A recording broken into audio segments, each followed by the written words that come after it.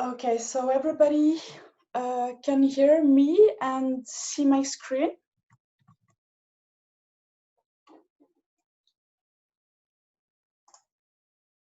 Yes, okay.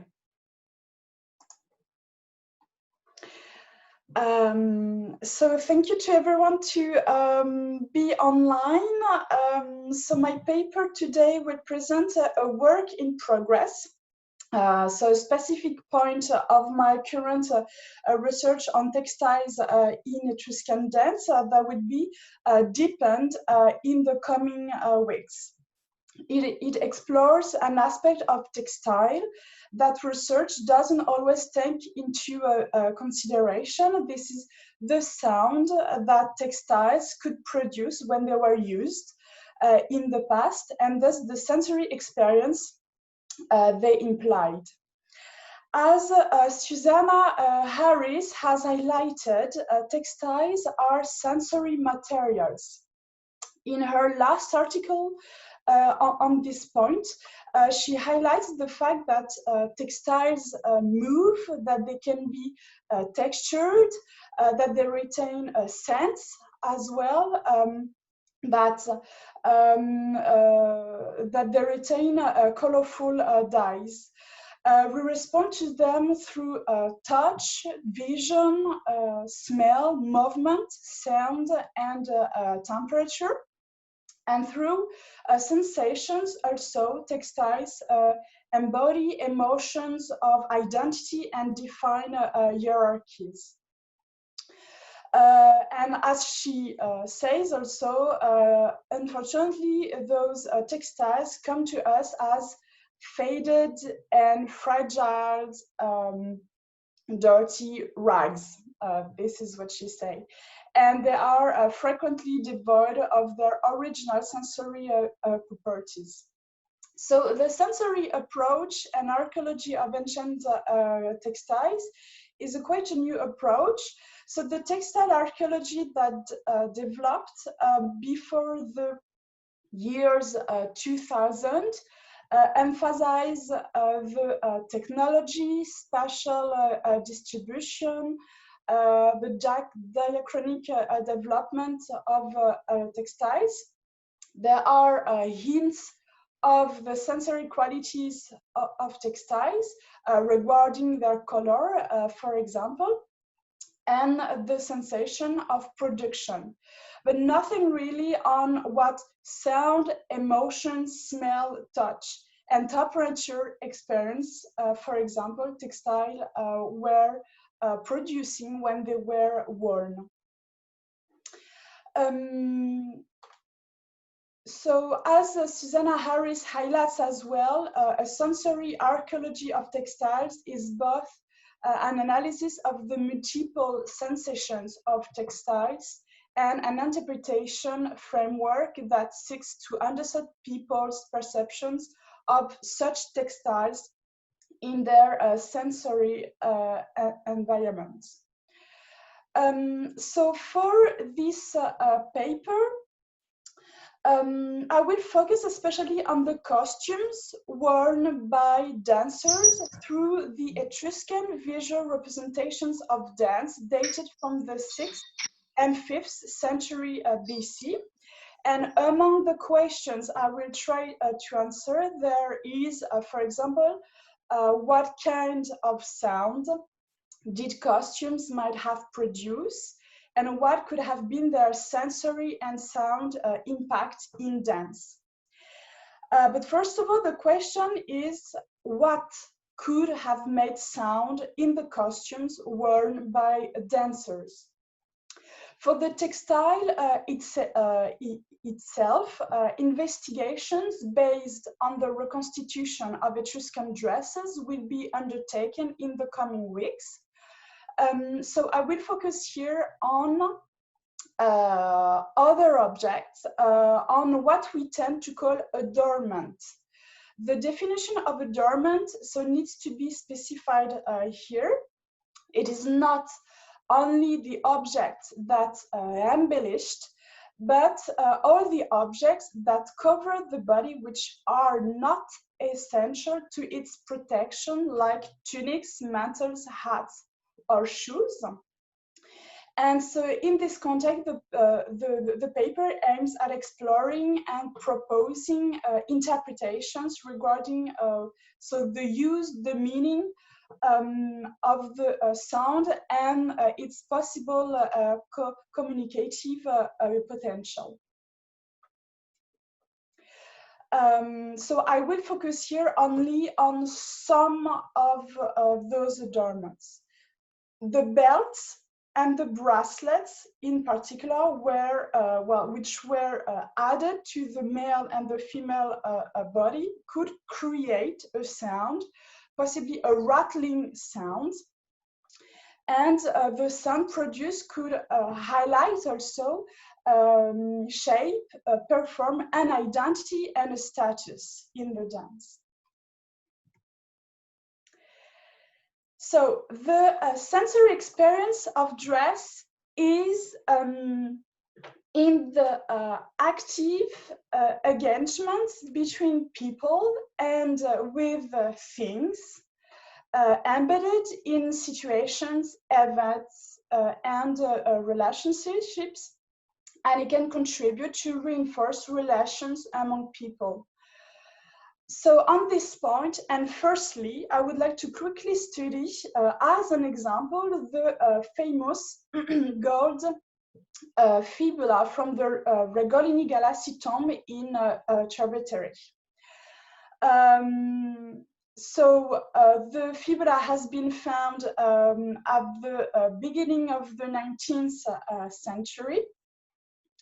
And the objects discovered in the tomb seems to date around 675, 650 BC. The gold fibula found, which is now kept in the Vatican in Italy, has an extraordinary size, around 30 centimeters high. And this fibula is said to have been used for parades because the size must have been, must have made any movement, any simple movement, quite difficult. And this could lead to the interpretation that during parades, the fibula adorned person was sit in state, as we have here, a small reconstitution. So the gold object highlighted the wealth and the prestige of the owner, but created as well a possible sensory impact on the public, which possibly reinforced the owner's power over people. So the gold aspect of the fibula could play as a light reflector, and to the glittering and shining aspect might have been added maybe a light sound of rattling, thanks to here little pendants that you have here at the end of the object's hinges. So to the visual and sound expression of power, also we can think that was used also the perfume. The sensory experience of power had probably a temporality, because we have the gold adornment, which was visible from the distance, the light sound of rattling, probably when the princess and the prince was closer, and then the perfume that we know Etruscan elites were extensively using. The perfume constituted olfactory traces left in the air. So the ostentation of power by the elites can be seen as a multisensory experience and performance, and adornment is a crucial part of it. And in this context, studying adornment through the representations of dance from the 6th and 5th century BC can tell us about its possible performative functions and possibly powers in ritual performances. So for this paper, I will focus especially on the sound produced by the adornment in dance.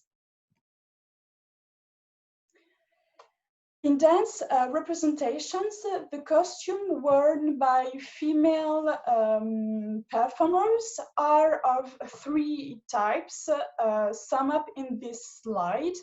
In the first example here, it is made of a long and floral pattern adorned tunic and a mantle here held in place on the shoulders by two little pieces pulled back over the chest. The second type here is made of two overlapped tunics. The inner one is transparent. We can see a part of it here and also around the elbow. And the outer one is red, so as you can see, and with blue hems. And the third one is made of one inner long tunic, which is also probably a floral pattern adorned, and a short outer tunic, which is red with blue hems. The costume worn by male performers are of three types as well, but very different. Many are naked. Many also wear what we call the tebena, which is worn as we can see here, so here it is placed on the shoulder like as a scarf, but it can be knotted also around the hips. And then we have the third type. So the mantle is fixed on one shoulder or covering the two shoulders. The adornment, which composes the male and female dance costumes, appears in visual sources as following. So we have the earrings, the necklaces, the diadems. For the earrings, you have here an example. So they have a circular form, so for the period I am talking about, and their color, which is bright and light yellow ochre, invites to think that they were in metal, and they are parts of the female clothing. The wearing of necklaces, so you have an example here, is not very common, but it's become more common during the 4th century, as highlighted by Larissa Bonfante in her book on Etruscan dress. Firstly published in 1975, and further representations of dance taken here in considerations. There is one important example, which is this candelabrum kept in London. And the necklace is remarkable because, because of the presence here. So, we can't see it properly, but I ask you to trust me. There is a ram's head in the middle of the necklace. And this is a necklace usually worn by male figures. We have two examples in the tomb of fishing and hunting in Tarquinia. And it is part of male adornment, and it is possibly a sign of power. And the presence of a ram's head in the middle of the necklace possibly shows its link to specific practices, such as the ritual of sacrifice. And then we have diadems, which appear in Etruscan visual representations during the second half of the 5th century BC. They often appear in representations of dance, in particularly on the head of female castanets players or on the head of the maenads. And then there were bracelets and belts, on which I will focus now. So regarding the bracelets are quite common in the representations of dance, as there are no less than 28 occurrences in total. They tend to regularly appear in iconography in the second half of the 6th century BC, and they are particularly widespread in southern Etruria's iconography, such as in Tarquinia or Volci. The bracelets are often worn by dancers with no distinction of gender, but when it is worn by a male dancer, it is a young man. And generally speaking, those in charge of music and sound during the dance were women and young men. The only difference that can be noted among dancers is the number of bracelets and their place on the dancing body. So in 2 cases, the dancing figures were just 1 bracelet only, as we have an example here. So we have one bracelet at 1 arm. In 15 cases, the figures are shown with 2 bracelets, each at one at each arm, such as on this bronze from London. And so on this bronze, so 1 bracelet is fixed at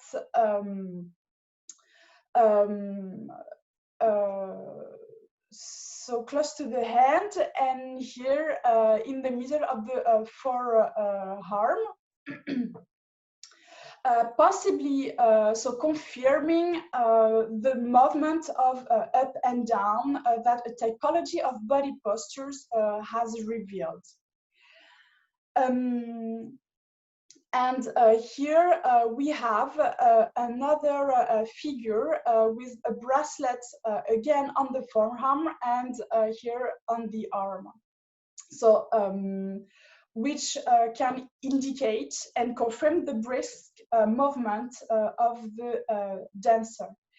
And finally, in 9 cases, the figure wears 4 bracelets, so 2 at each arm, and those bracelets are placed close to the wrist, so the hand, or on the forearm. And the combination of 2 bracelets could have produced a rattling sound in the dance. And during the movement, the 2 bracelets were indeed most probably clashing against each other.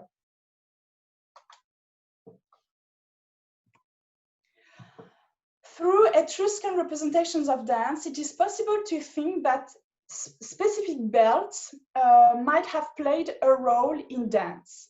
So 2 types of belt can be found. The first one is exclusively worn by male dancers and is illustrated here on these 3 objects. So I still have no idea of what kind of belt it might be. So on the 2 catoi here, the belt is fixed, as you can see, at the waist by a horizontal structure and is composed with several pendants. It is possible to think that during the dance, those pendants may have collided, clashed together, and rattled. On the neck of the amphora, the ends of those pendants present a circular form. So here there are many questions, like do these pendants were they containers? Were they flat or spherical? Could they have been used as spherical sound instruments filled with little harp pieces, such as maracas? I mean, I don't know. But as no similar belt has been found yet, and as the visual documents lack details, as you can see, it is not possible to go further into the interpretation. The second type of belt is exclusively worn by female figures and is illustrated in two tombs. On the back wall of the tomb of the jugglers in Tarquinia, and possibly also in the main chamber of the tomb of the monkey in Cusi, but the representation is badly preserved in this tomb, so I focused only on the tomb of the jugglers. So I talk about this specific device here on the chest of the female figure. So it seems to be a belt made of several small round objects overlapping each other. Their color, which is a light ochre, recalls the disc earrings that the figure is also wearing, and disc earrings which were supposedly in metal. And these objects recall as well the two small objects held in the hands of the young man facing the female dancer. The study of those objects might help to understand the female belt. Those two objects have been diversely interpreted as rings thrown on the woman, which was the most successful interpretation, or also as little sacred presents. I showed the picture to Annie Bellis, who is a specialist of ancient music, and she developed the very original idea, and pretty convincing, well, I think, that they were symbols. And those symbols could have been slightly convex in the middle and with a hole, so in the center, so to be able to so to hold them and to use them. The musical gesture was to hit or rub, depending on the expected sound. The use of cymbals in Greece is known at the same period, and recent discoveries in Italy, published by Angela Bellia, for example, in Italy, such as in Agrigente, show that these objects had reached the Italian area at that time. So regarding the belt, I found convincing to see in the numerous overlapped here round objects, small metal discs and symbols. As those discs seem to overlap each other, it is possible that the belt was intended to make noise when the female figure was moving. At first glance, the female figure in this tomb, who is holding a candelabrum here on her head, appears static, but the inflated lower part of her dress indicates that she's actually spinning around. So the sound produced could have been a kind of rattling sound.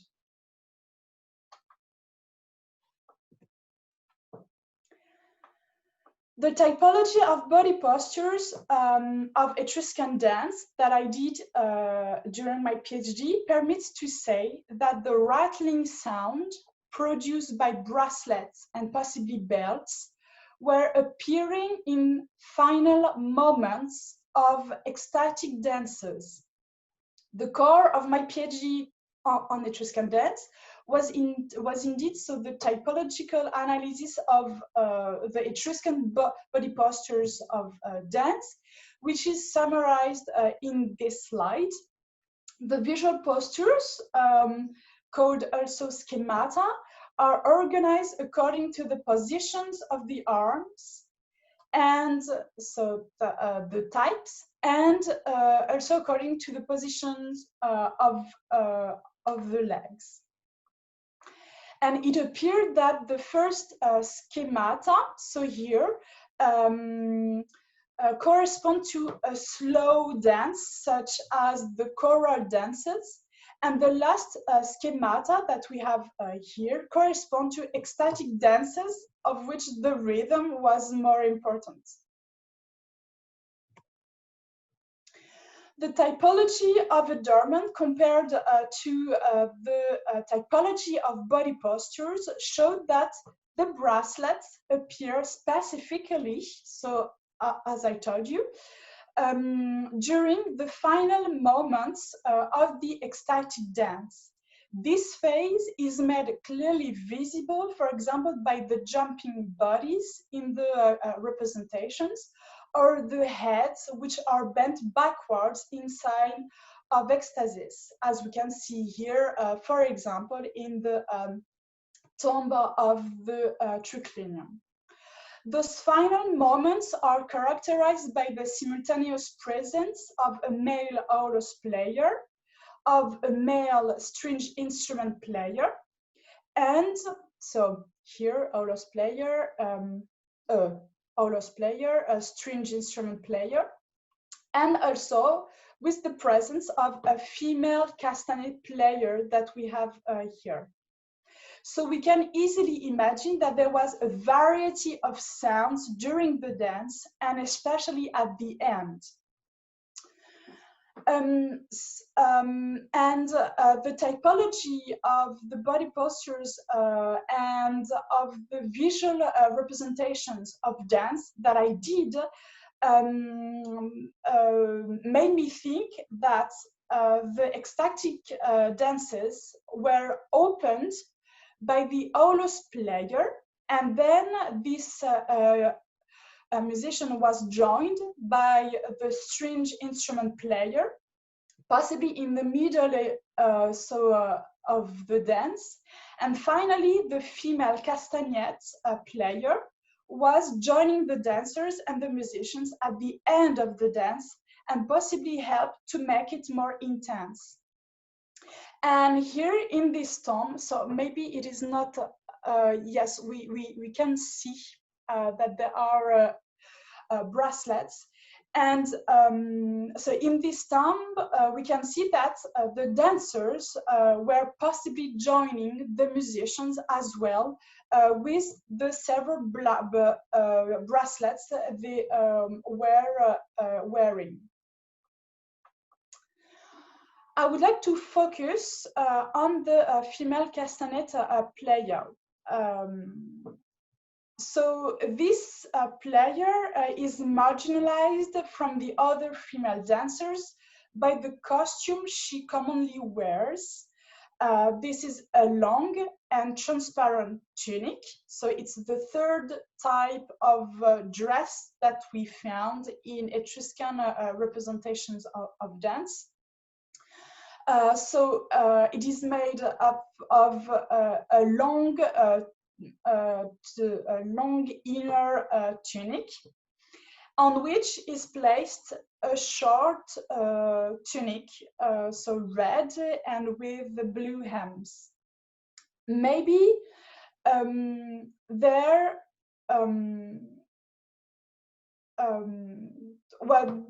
maybe the difference of costume had possibly the aim to underline a specific and crucial function in ritual performances. On the back wall of the tomb of the jugglers, the female figure is wearing a similar long and transparent inner tunic, on which is placed a short red chiton or tunic. Maybe their common dress, so with this female rattling belt player and the female castanet player, maybe had the same ritual function, but the sound they possibly produced was slightly different. The female castanet player is so playing castanets, while the female figure, so in the tomb of the jugglers, seem to have a rattling belt. If we study more precisely the female castanet player, we can see that a precise function might have been assigned to her, that the study of the relief from Palermo can make us understand. The scene is the waiting, so by an athlete that we have here, of the judgment of the referees here, sitting on the platform at left on the picture. There is just behind the athletes a female castanet player, and the female castanet player might have created a resonating and thundering sound, and she might have the function to raise and increase the pressure and the suspense before the decision making of the referees, and thus to confer a ceremonial light to this moment. The presence of this figure in scenes of dance might have had the same function. This is to raise and increase the tension among dancers. This figure appears indeed, as I told you, during the final phases of ecstatic dances, and during which the participants are possibly drunk and are executing violent steps and movements. So the aim of this castanet player was to increase possibly the effects of the consumption of wine and to help the dancers to access another state of consciousness and maybe a state of ecstasis. Regarding the female with the rattling belt, the kind of dance is slightly different.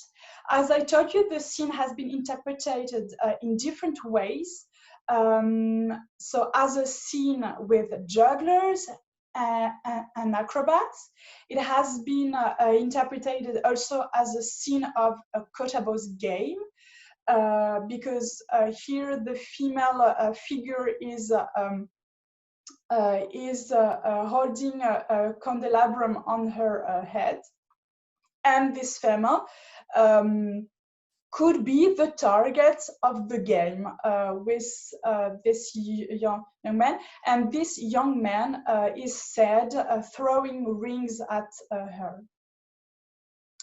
So what is clear is that we have, again, here several musicians, so three musicians, an aulos player, possibly a rattling belt female player, and a young man playing cymbals, if we follow the interpretation of Annie Bellis. I had difficulties to interpret this kind of dance, but the presence of a candelabrum on the female's head recall some candelabrum dances that are still practiced today, for example, in Egypt, but I don't know any other parallels for the Greco-Roman period, so I'm open to any suggestion. So to conclude, I would like to stress on the fact that the typology of Etruscan representations of dance, enriched by the typology of adornment, permits to see that the sound adornment appeared probably only in final moments of ecstatic dances, and the sound produced was a rattling one. The next steps of this analysis is to reconstitute and test the Etruscan dress used in dance and the rattling belt as well. And all the experiments will be recorded and available on the very new TEXDANCE website. Thank you for your attention. Maybe now we have some time for a discussion and questions.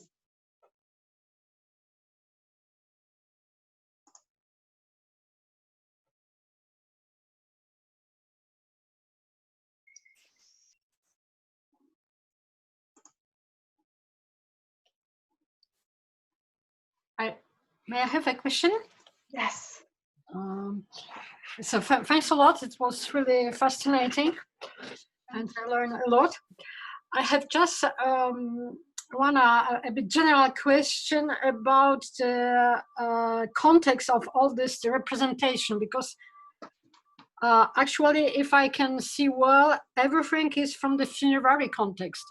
Yes. The paintings, as well as the bronze from Volci.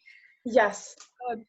Could you please tell us something, maybe why it's so important in the funerary context, this kind of figuration? So indeed,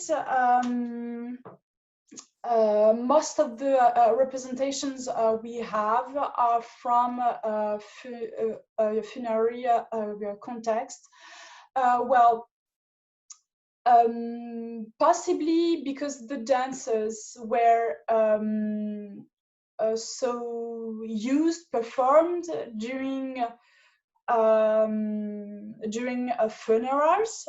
So this is a possible interpretation. Another interpretation also is, well, it is obvious that, for example, the reliefs from Cusi and the tomb paintings from Tarquinia, it is obvious that the representations are constructed. That means types of dance have been carefully selected, and body postures as well, to create a visual program and to create a meaning in the dance, and like a visual percourse for the dead and for its afterlife. And maybe there are ritual dances. Maybe they were not funerary dances, but just rituals, and they were picked, well, transformed a lot, and placed in the tomb.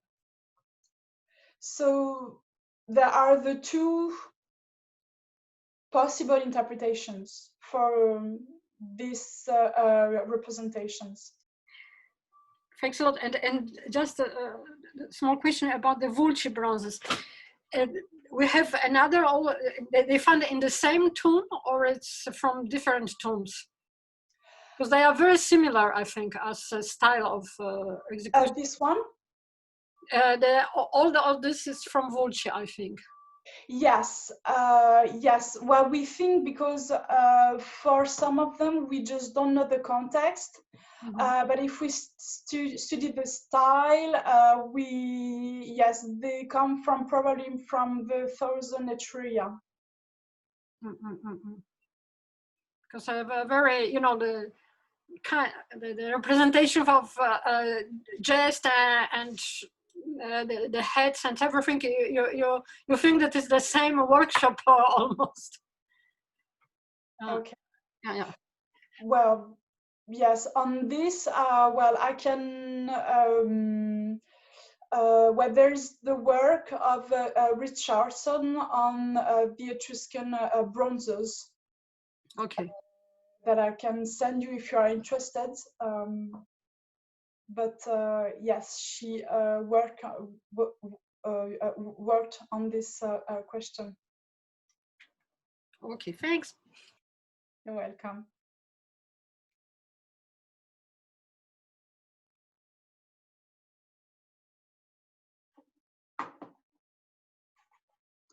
Any other question?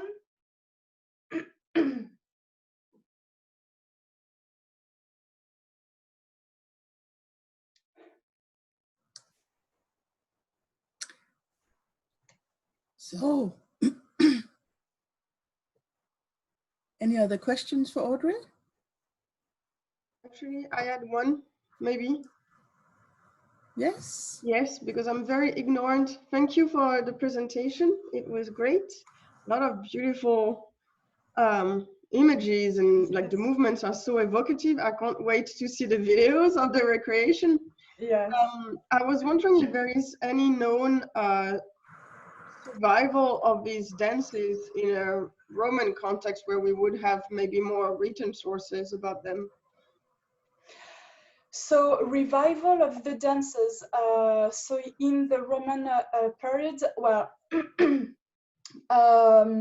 so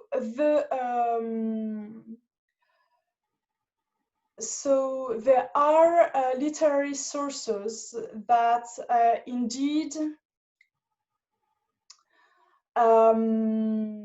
like Titus Livius, I don't know if Titus Live in French, Yeah. which talk about, yes, indeed, so some Etruscan dances which could be linked to Roman practices, but the problem is that what we have in the text are very different from what we found from the visual sources. Could it be linked that one is, as you were mentioning before, very much linked to the funerary spheres, and but maybe what Titus Livius described was maybe not funerary, or we don't know. No, well, actually, for example, well, we know that there are Etruscan dancers who were sent to Rome, for example, and especially in 364 BC. And they were probably dancers who were dancing like satyrs, like dances, which maybe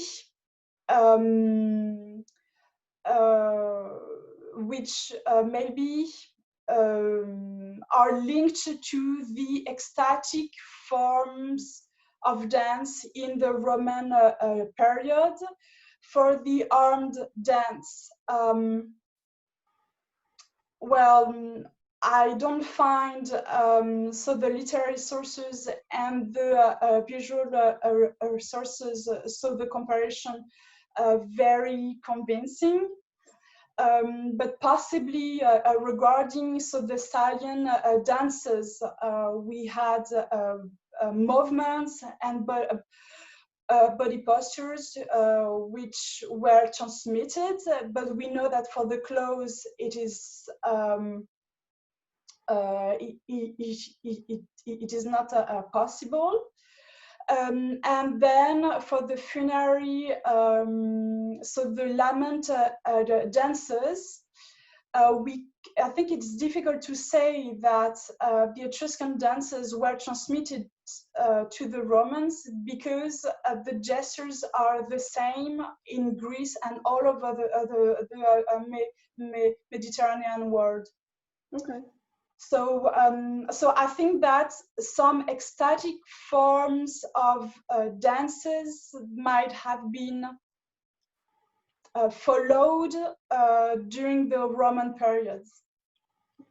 Yes, and for the other ones, that's difficult to say regarding the sources available.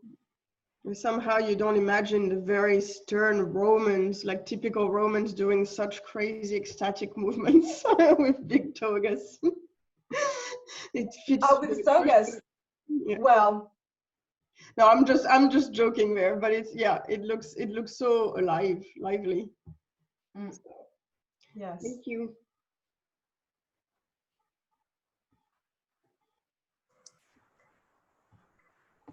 So if there's other questions, now is the time to ask them. Otherwise, we will say thank you very much to Audrey for giving us such a fantastic presentation on her subject. Thank you. You're welcome. So last chance, everyone. Only one word. You did a great job with the website. It looks really good. Congratulations. Okay, good. And so all the videos of the experiments and yes, will be available on the YouTube channel and on the website as well. Brilliant. A little bit of advertisement too. That is perfect. I hope everyone goes in and check it. Yes. So again, thank you so much, Audrey. Thank you to you to attend. Thank you so much. Thank you. Thank you. So thank you for this time, and we will put the recorded presentation on later. Okay, good.